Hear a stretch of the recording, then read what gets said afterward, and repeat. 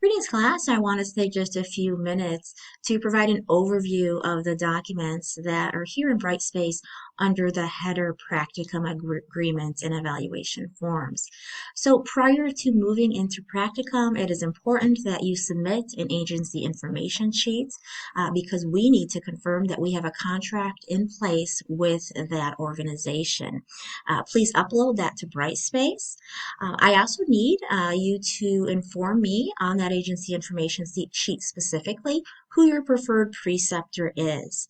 I will reach out to your preceptor following once we have the contract in place, and I will ask them to complete the preceptor data and agreement form. Now, some of you have done that already, and that's great. That is completely fine. Your preceptors will receive direct communication with me via email, and at times I may communicate with them via the phone. Anytime I have correspondence with them via email, anytime I share information with your preceptor, I am going to include you in the correspondence so you know the communication trail that's moving along. So, for many of your preceptors, I have already reached out to them. I have provided them the Practicum and Scholarly Project preceptor packet, which includes both the preceptor evaluation of the student, includes a list of preceptor responsibilities, as well as student responsibilities.